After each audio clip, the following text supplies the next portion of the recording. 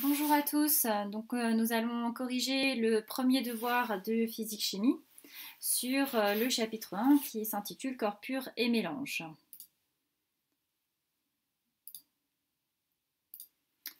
Alors, la première question en fonction du sujet, on te demandait de citer un exemple courant de corps pur et de mélange homogène ou bien alors un exemple courant de corps pur et de mélange hétérogène.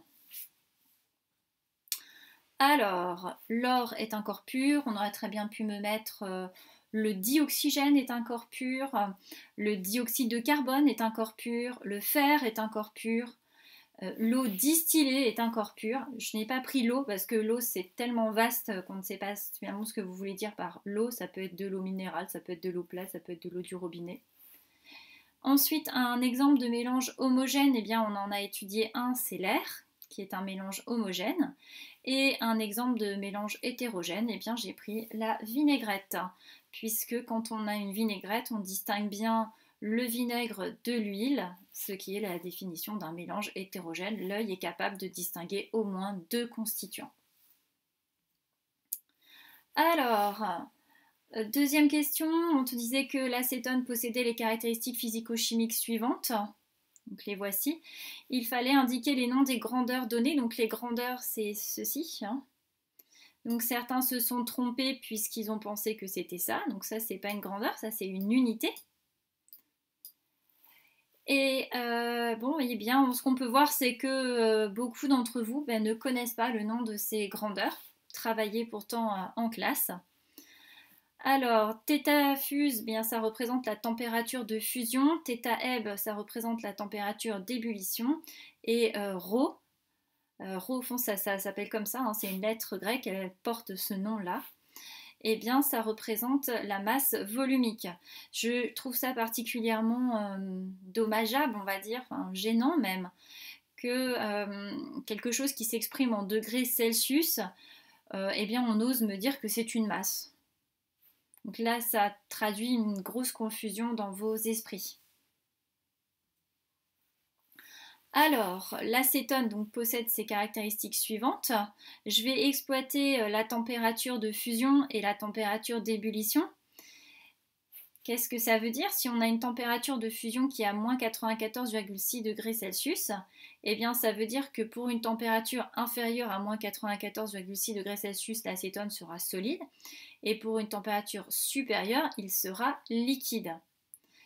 Et je vais exploiter la température d'ébullition qui vaut 56,1 degrés Celsius. Ça veut dire que si l'acétone est dans un bécher ou dans une pièce où la température est inférieure à 56,1, il sera liquide. Et par contre, dans une pièce où la température est supérieure à 56,1 degrés Celsius, il sera gazeux. D'où la réponse aux deux questions, enfin, en fonction du sujet A ou du sujet B. Certains me mettent qu'à 65 degrés Celsius, l'acétone est en ébullition. Alors déjà, être en ébullition, ce n'est pas un état, mais il ne peut pas être en ébullition, puisque si on revient ici, eh bien, il ne peut être en ébullition qu'à 56,1 degrés Celsius. Être en ébullition, c'est-à-dire, c'est au moment où l'acétone passe de l'état liquide à l'état gazeux. Donc, comme c'est un corps pur, eh bien, il va passer de l'état liquide à l'état gazeux à une température fixe, 56,1. S'il est à 65 degrés Celsius, il ne peut être que gazeux. Alors, une question qui n'a pas été toujours bien réussie. Alors, soit on avait le sujet de gauche, soit le sujet de droite. Donc, je vais répondre aux deux. Il fallait donner l'expression de la masse m d'acétone en fonction de son volume V et de la masse volumique de l'acétone, puis calculer cette masse pour un volume V égale 50 ml. Alors certains font bien le calcul, mais par contre, vous ne répondez pas à la question « donner l'expression de ». C'est-à-dire que là, on veut voir finalement un calcul littéral. On veut voir des lettres, on ne veut pas voir des chiffres.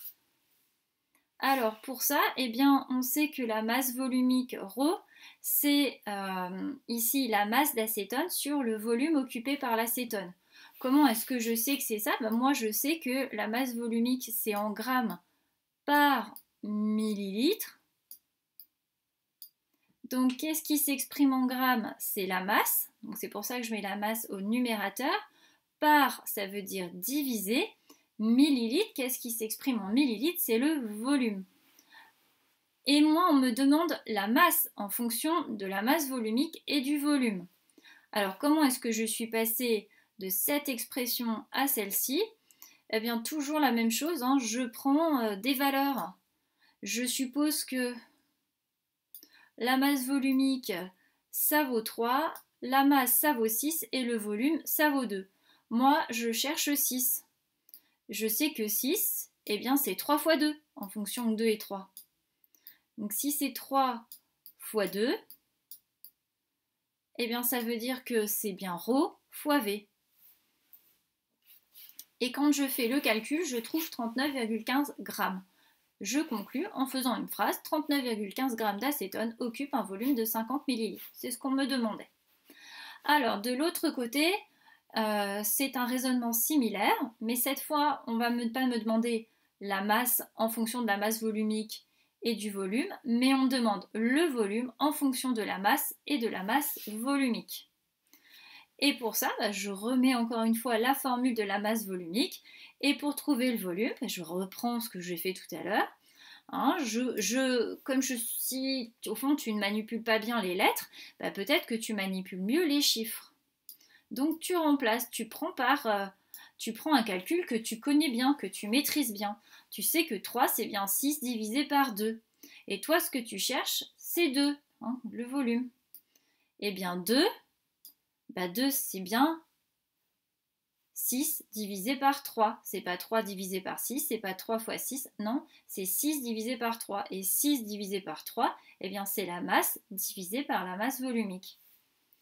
Et avec ce qui nous était demandé, donc une masse de 39 grammes et une masse volumique de 0,783, on trouve 49,8 millilitres.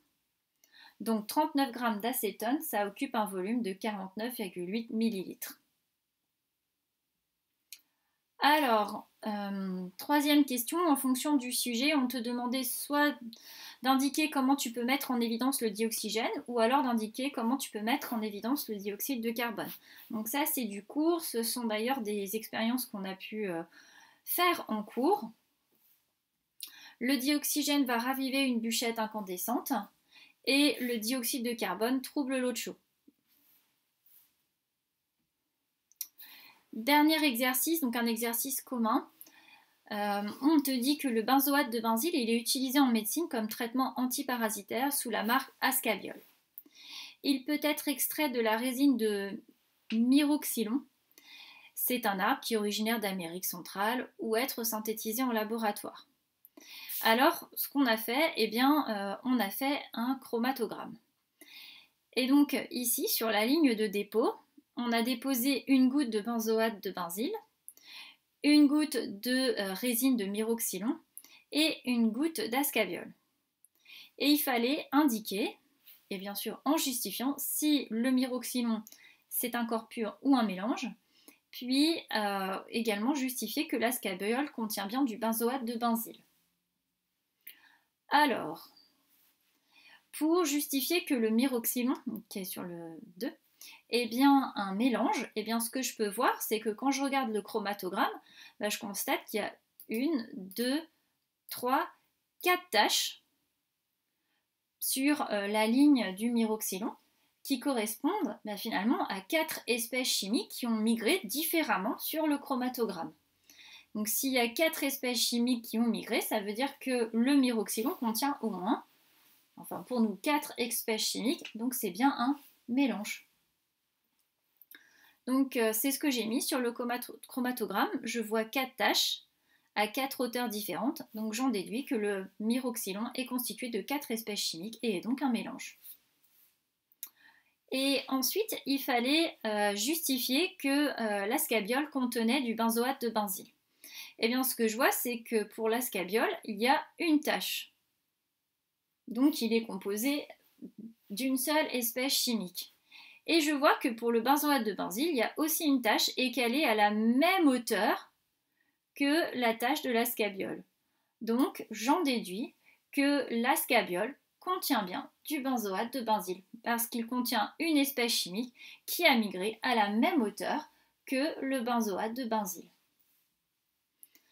Donc l'ascabiole contient une espèce chimique qui a migré à la même hauteur que le benzoate de benzyle. L'ascabiole contient donc du benzoate de benzyle.